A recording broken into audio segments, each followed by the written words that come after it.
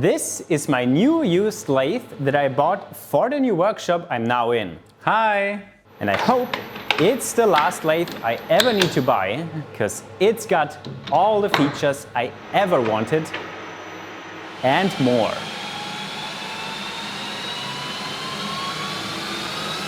Time to disassemble and clean it to an extent I wasn't prepared for. Align it, make the first parts with it, and of course, upgrade it. Not over-engineered. Yet. So this machine is the Knut V-Turn 410 Pro. Pretty new machine from 2022 that I bought off eBay for 9,200 euros. My biggest tool and business investment so far. Got it from a company going bankrupt about 50 kilometers away, and a good friend of mine helped me move it.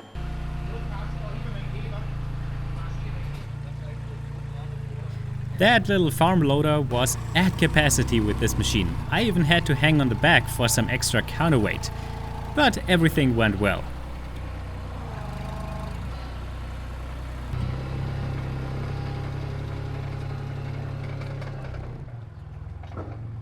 Strapped down and secured, we drove it home.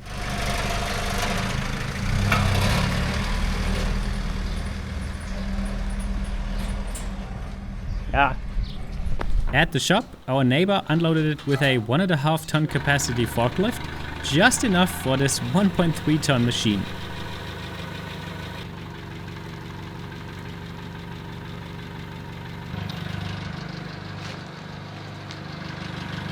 Off the trailer was pretty easy, but into the rolling gate was somewhat challenging because of the small ramp.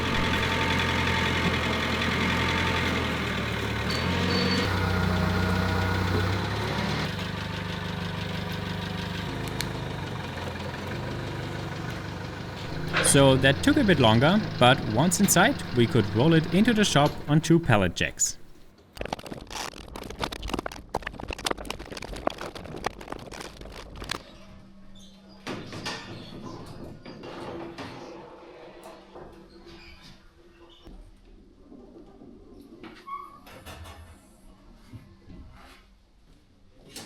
There it is now, and I got my moment of cutting the very first chips. I know, special for me, boring for you, but it's necessary. Let's move on. So what did I get for this kind of money? We have a beefy bed with induction hardened and ground ways sitting on a single piece cast iron base. The largest diameter it can hold is 380 mm and 580 mm when you remove this bed section in the front, and you have 1 meter between centers. It's powered by a 5.5 kilowatt or 7.25 horsepower motor with 2 gear selections and a VFD, so there is a continuous range from the unstoppable 15 RPM all the way to the super scary 3000 RPM.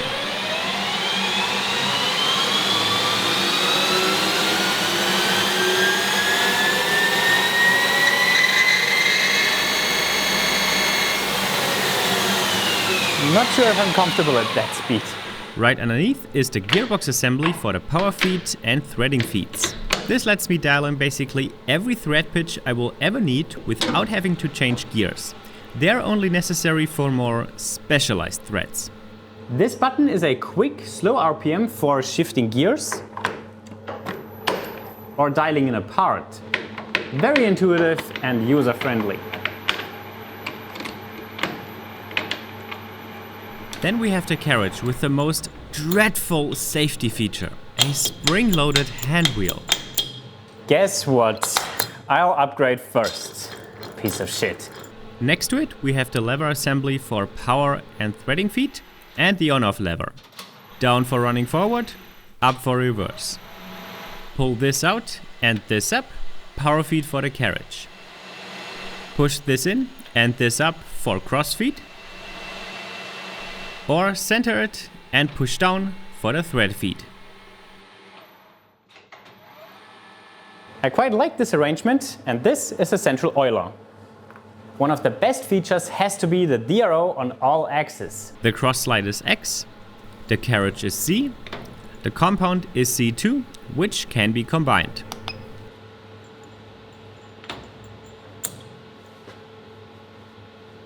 We have a 50mm tailstock quill with 120mm travel and a MK4 taper. The headstock has a D1-6 cam block spindle nose for quickly changing chucks, an MK6 taper and a 52mm bore.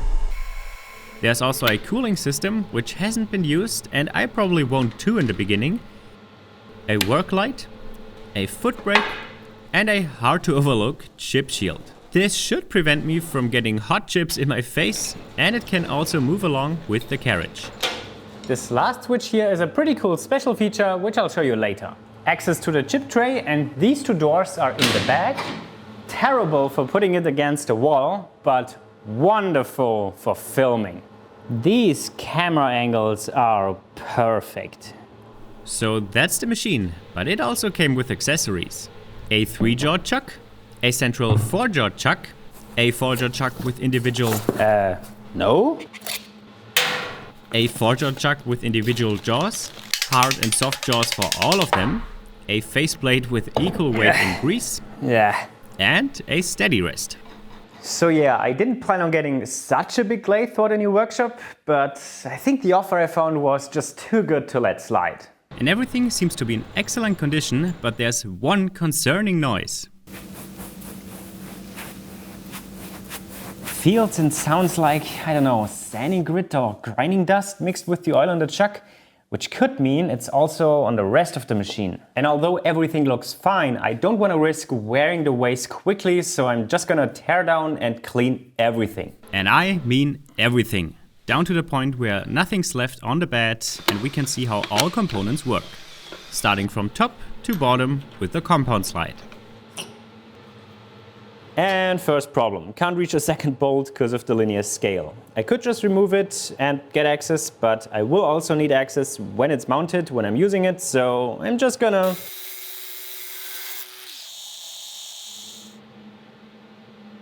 Problem solved.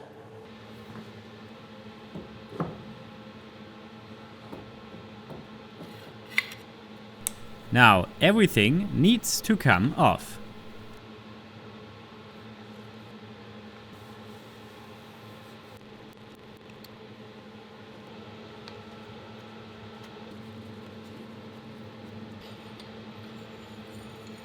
Yeah, it's gritty.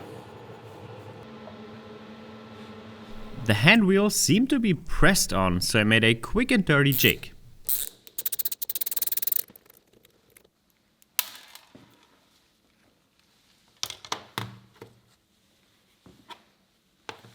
Key and axial bearing.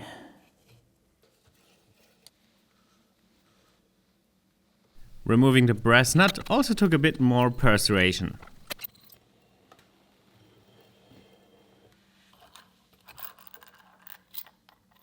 Okay, that's the entire compound slide. I'm glad I took it apart because there are many sharp edges to improve and a lot of gritty grease and oil. And I discovered another problem because I'm not getting the full range of motion. There are two kind of positive stops and it seems like it bumps into these little oilers that should be below the surface. Well, and that's a problem of the cross slide, so let's get this apart next. First, remove everything that's just bolted on, like the scale and covers.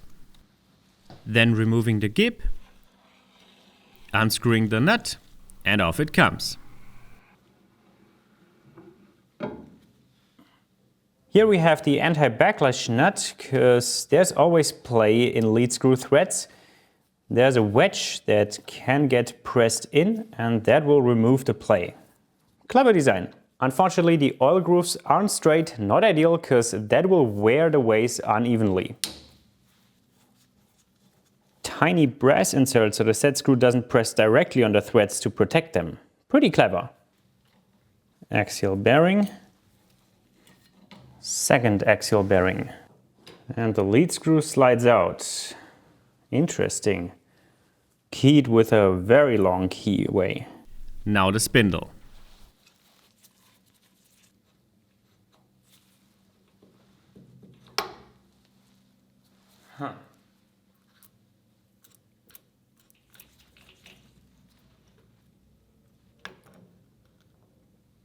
This is as far as I'm going to disassemble the cross slide, because the rest on here is fully enclosed, but still I want to take a look under this cover.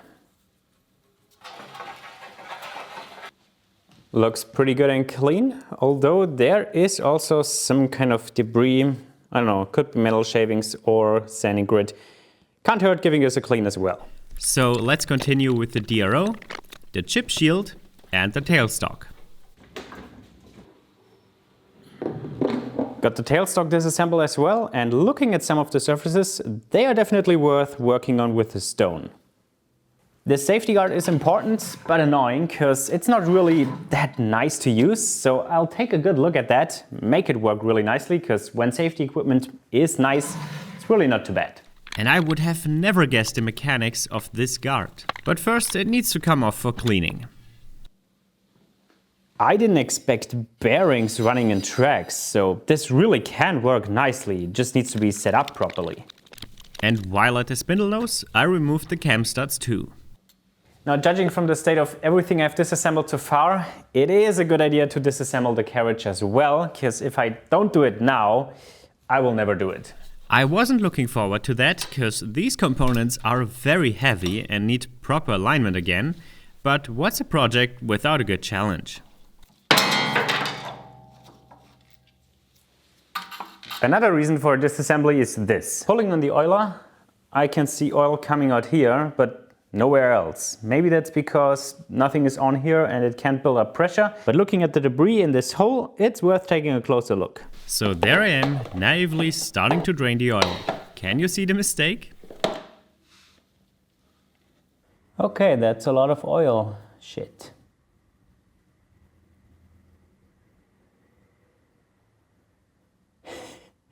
Man, am I lucky. That was close.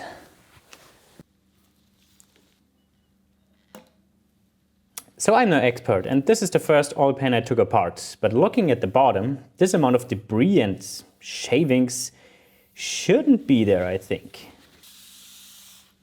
Although looking at it now, it's not too bad.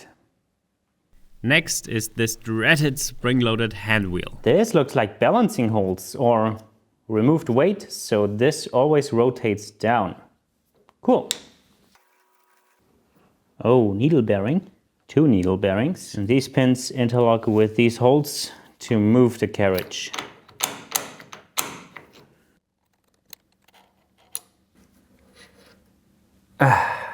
Good. Spring removed.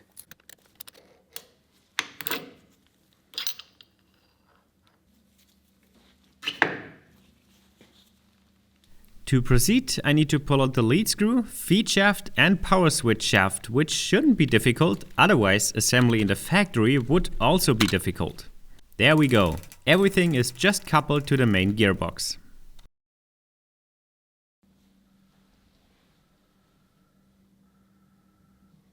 With some wood built under the apron, I loosen the bolts and slowly lower it down.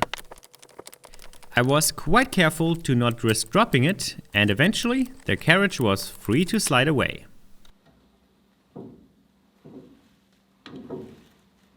And here we are inside the carriage. Quite a bit of gearing going on. And this is how stuff works. The power feed rod engages with the gear inside this blue block here, turning this gear, which then goes through a clutch to a worm gear underneath this golden one. When I pull the selector for power feed, this engages with all these gears going down to the main hand wheel of the carriage.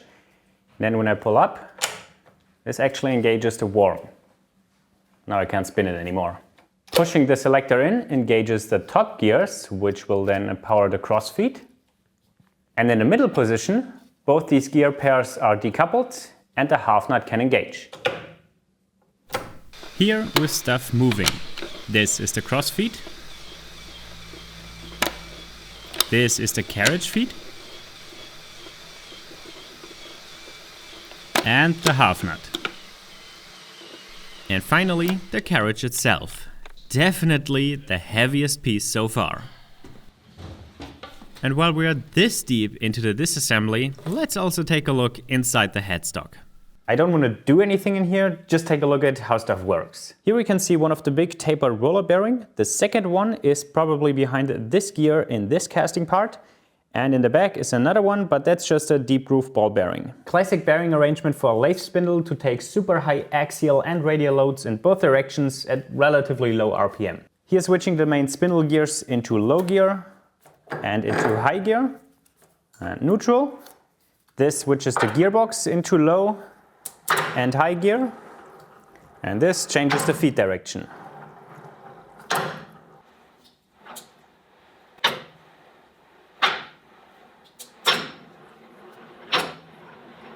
Everything's perfectly fine. I'm not even gonna change the oil because it looks clean, and if I want to do it in the future, it doesn't require any disassembly.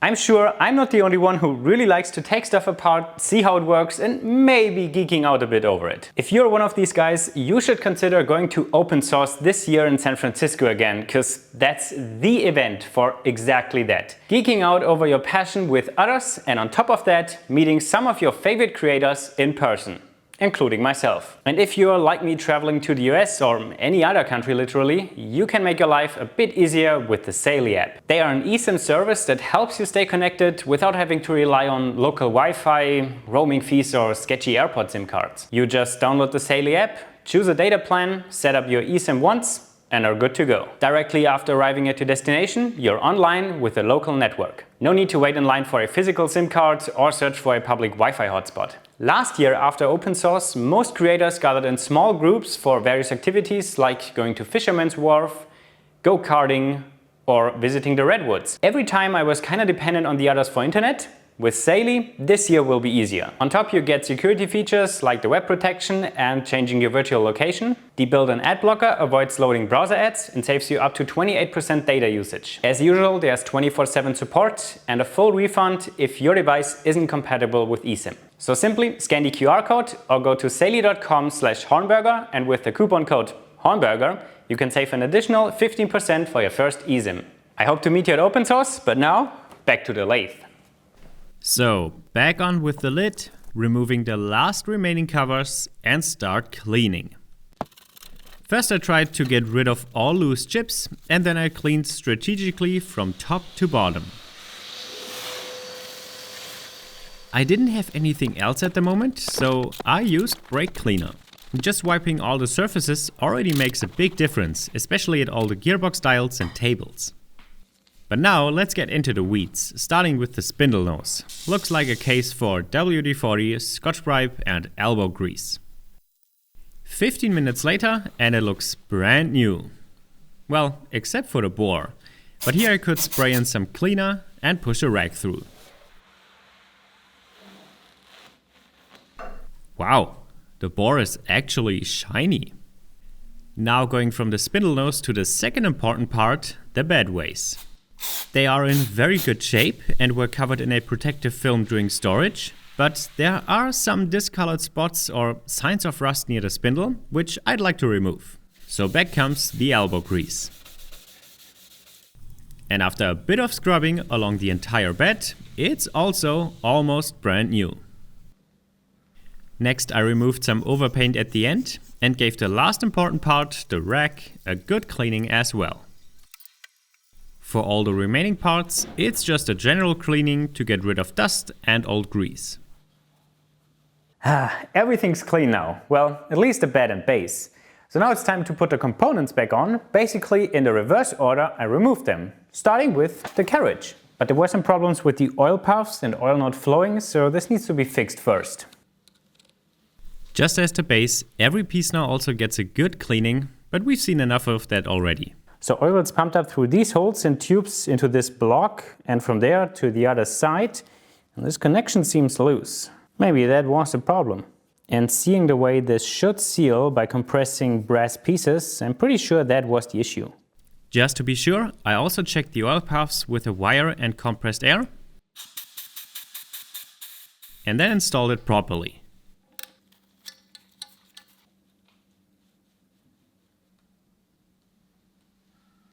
Also interesting to see, and I didn't expect that, the sliding surfaces on the carriage is not actually bare metal, but some kind of polymer.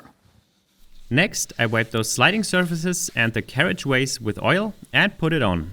Hopefully, I can do it as gently as possible.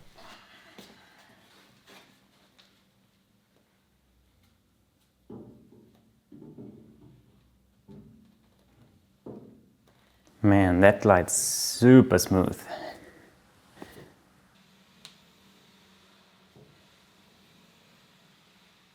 Then immediately reinstall the wipers to keep the sliding surfaces clean, and they do their job well. Next in line is the apron. I reinstalled the half nut that I cleaned, put on the seal and closed it up. But I wasn't 100% confident, so I first put it in a box and filled in some oil. It's been 2 hours, I can't see any leaks and the paper towel stays dry, so this can be mounted. Getting it aligned properly again is pretty easy because there are 2 tapered pins.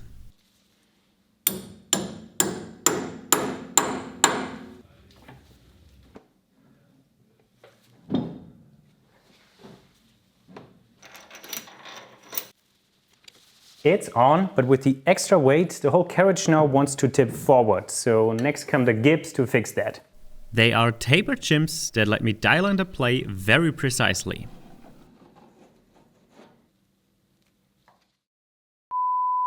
The dumbest thing just happened. I had my little action camera on top here, like the spray can, wanted to reposition the camera here, accidentally hit it with the arm. It dropped down, but not only that, it dropped into this cup of oil. So now I have this and the camera is drenched in oil. At least it's watertight, so it's also oil tight. Yeah, that happened. Half an hour wasted. And just yesterday I was thinking a bag of kitty litter would be useful. I don't have it. At least future me is prepared. Back to assembly. Next on the list is the carriage handwheel, where it's really important to reinstall every single part. Oh no! I forgot to put the spring back in, so now I can just crank without having to push. How terrible! How wonderful! Now I could fill it up with oil. Unfortunately, I didn't have a funnel yet, but Robin could lend me this syringe. Slower, but it works. And the oil is a CLP 100. Filled up, I can see if the central oiler now works. Oil is coming out here, and with something on top now, there's also oil coming out here. Great! Now mounting everything else, mainly the DRO. Hopefully it still works. Good. So let's cover it right away. Now the carriage is finished. Next now comes the top slide, but like everything else, this first needs a good cleaning. While at it, I also stoned the sliding surfaces and hammered in the oil ports all the way to fix this issue. Now we can enjoy some assembly of new looking parts.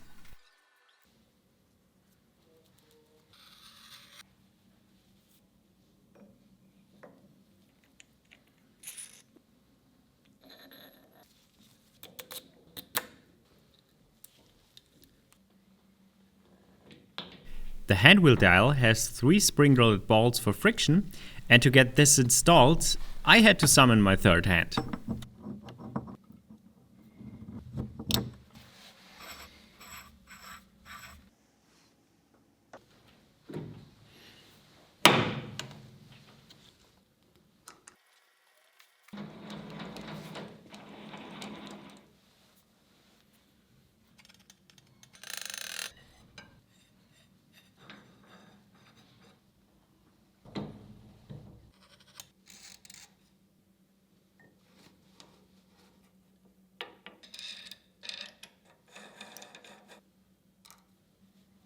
With everything pre-oiled, the slide slides on.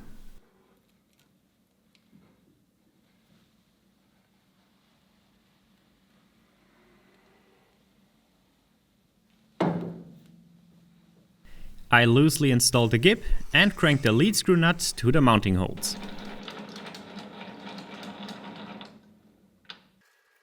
Then I cranked it all the way back to align the bearings and secure them in that position. And then I adjusted the gib to the point where the play is minimal, but cranking is still easy. Following it with the way wipers and DRO. and we can move on to the compound slide. Also, a part worth seeing the transformation before and after cleaning.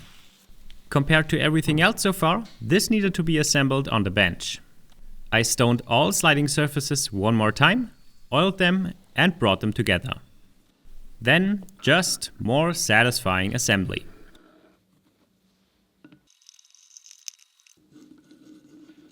Those spring-loaded bolts in this hand wheel were harder to assemble, so I printed a split ring to keep them in place, while my second pair of hands slid the part over. The ring halves then fall off and it snaps together.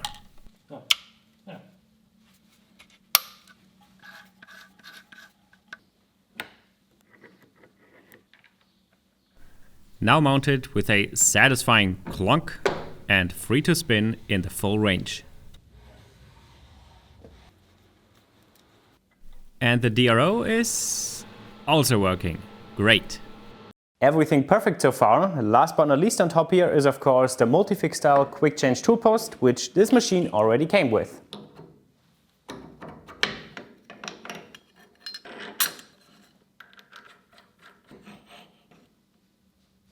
With that all done and working, I could reinstall the feed shaft and lead screw and connect them back to the gearbox. The lead screw has a spring-loaded coupling, the feed shaft a shear pin. The bearing block on the other side has tapered pins like the carriage, so again, it's easy to align.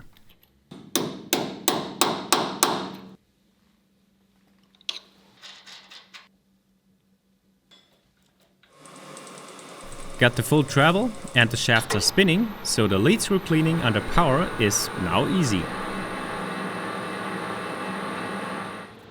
Re-oiled, I gave it a full travel back and forth with both the lead screw and power feed and then covered it up. Alright, all the main components and functions are installed and working again. Everything missing now are the tailstock and the chuck guard.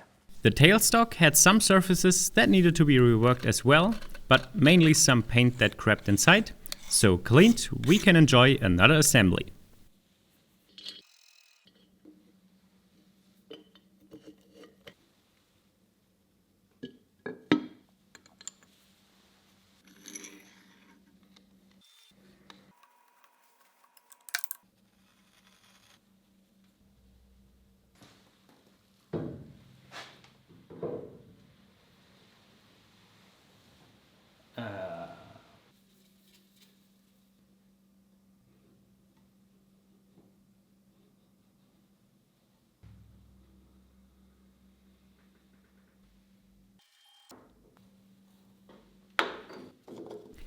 And the tailstock is complete.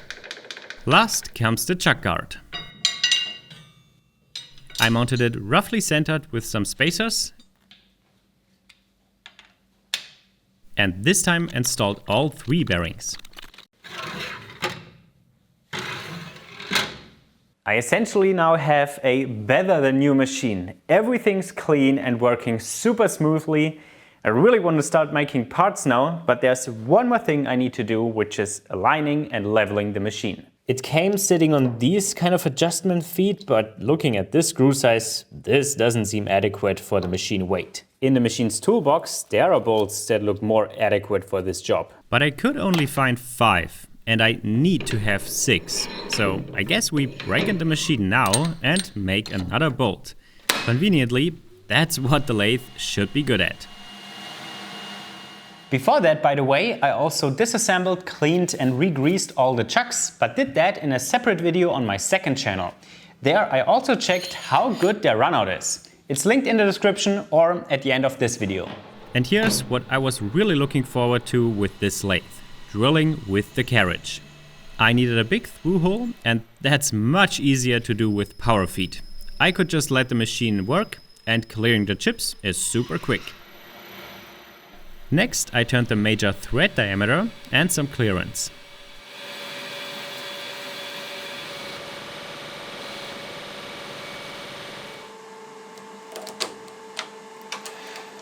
With the gearbox set and tailstock support, it's time for my first thread cutting.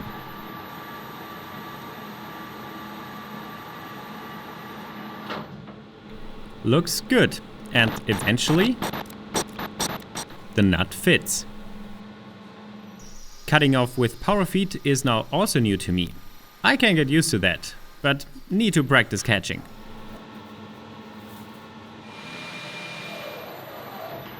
Looks good, but what about the hex? Well, thanks to a 3D printer and a tool holder, I don't have to file it by hand.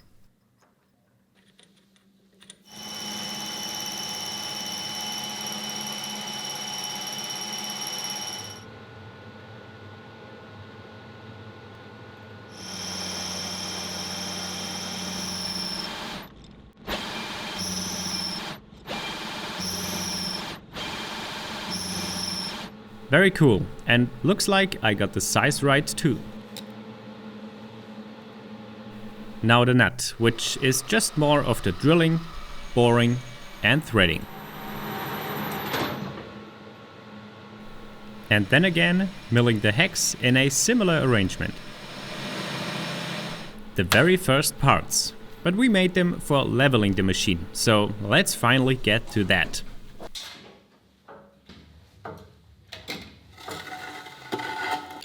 Apparently these feet have a leveling feature built in by turning this threaded rod with a wrench, but leveling this 1.5 ton machine with a 7mm wrench, that's not gonna happen.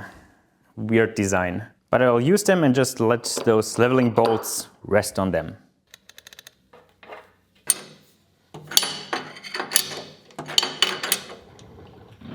Okay, and with the machine on its feet again, I started to level it roughly with a construction level, which was pretty quick.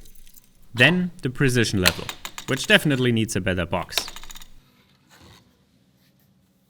I calibrated it on the granite surface plate,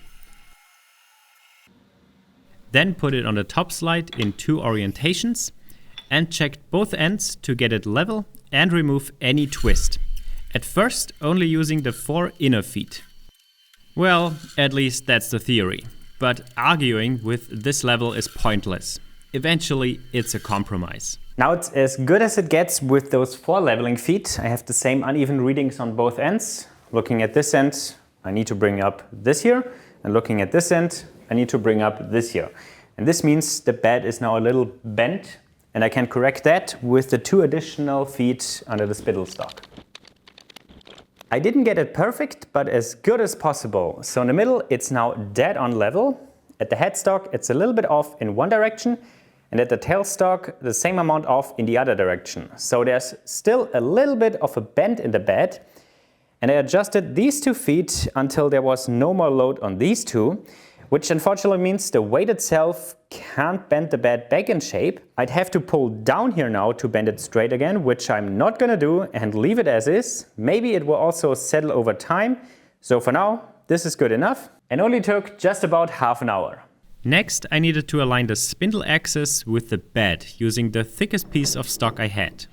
I cleaned it up, relieved the middle section a bit, and then took a shallow cut with a spring pass at the front and back.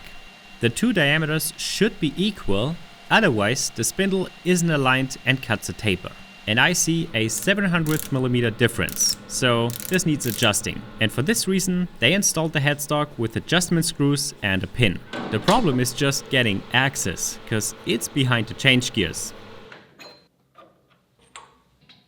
And I of course had to shorten another Allen key. Then doing an adjustment and tracking the change with an indicator. Now I needed to reassemble everything again to make the next test cut. Slight improvement, but not good enough. This took way longer than leveling. Thank God I only need to do this once. Well, unless I move the lathe. Well, it took 4 adjustments in total, and then I did 3 test cuts and got a deviation of 1 to 2 microns. And that is really good. I don't think I could get it any better, so I leave it like that and move on to the next adjustment. And that's the tailstock. It also needs to be aligned with the spindle. Otherwise, parts would get a taper. To achieve that, I began by turning a center so it runs perfectly true. Then slide the tailstock close to it and adjust it roughly. For the fine adjustment, I put a center drilled bar with a 3D printed drive dock between the centers, and then comes more or less the same procedure as for the headstock. turning both ends, comparing the diameters, and making adjustment until good enough. Here I actually got it down to 0. And that's it. Everything is ready to go. So let's turn something. I know exactly what to do first. This, a usable chuck key, but not just any chuck key. I want it longer for clearance, a sliding handle for more leverage, and why not include a spinning handle like on the hand wheels? So I put those ideas into a design, printed drawings, and looked for material. This bolt looks like it always wanted to be a chuck key, and it's also grade 10.9, ideal for a frequently used tool. With it faced and center drilled, I could bring in a tailstock and turn at different diameters. And with the compound at a 5-degree angle, cut the transition at the end. Still quite hot, I flipped it, parted it to length, and drilled all the different holes in the end.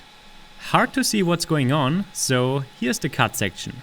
We have M6 threads here, a 6mm reamed section here, and M8 threads on top.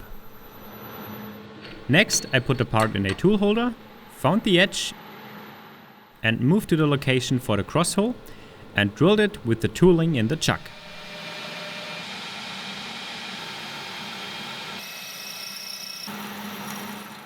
What do they say? It's not stupid if it works. Unfortunately, the hole is too tight to be a sliding fit, and I don't have a 12.1mm drill bit. But what I'm gonna try, I set up a boring bar in the forger chuck, and I just use the whole lathe as a boring head.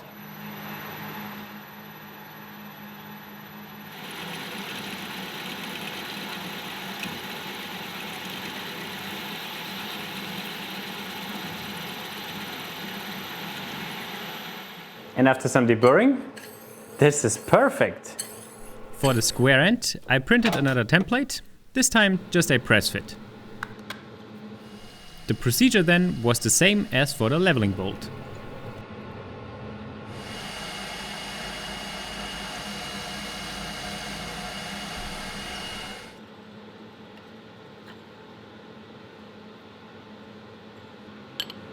So it now fitting means this one will be never used again. And the next part is the handle. It needs a slot cut mostly through, so again I set it up in a tool holder and cut it in 2 passes. Then with a bigger bit and another shallow pass, I could deburr and clean the edges. And these edges then work perfectly for mounting the part the other way around to drill the 5 detents. I've also turned this tiny threaded brass pin that fits along the slot for the first assembly. The pin gets screwed into the lower hole, sticking out slightly and guiding the handle. In the top goes a spring-loaded ball with the set screw for the detents. And there I have 5 nicely working stops. Now comes the spinning handle, where I started with the spinning part from some bronze to add visual detail. And since it's a handle, I'm also knurling part of it. Nice. Then a reamed through hole, a counterbore for the bolt head, and parting it off. Turned out great, so let's finish it with the part it attaches to. And the bolt offcut from before is big enough for that. I just have to rechuck it multiple times, but that's okay here. So after I had the bigger diameter and the threaded hole done, I clamped it in a tool holder again for the cross hole.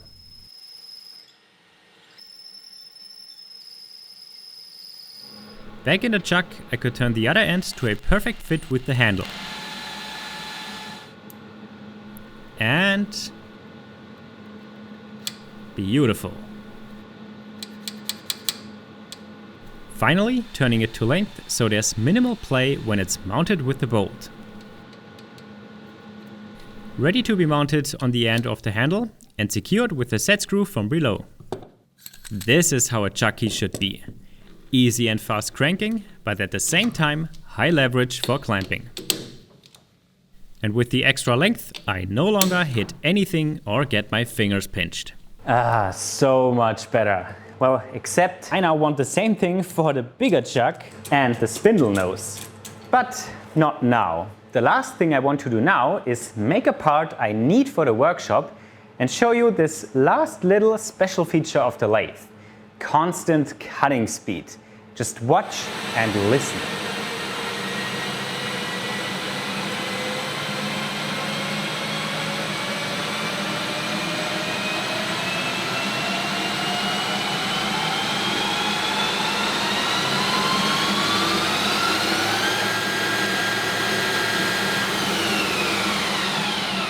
It automatically increases the RPM up to a limit I can adjust to remain the cutting speed towards the center and achieve a beautiful surface finish on the whole face. Very useful feature. So now let's finish the part with a 3D printed template to mark 3 hole locations and drill them. Back in the lathe I face the second side and then cut off a small disc. Actually, 4 discs, and they were the last missing parts of some leveling feet of my workbench, because the current ones had too much wobble.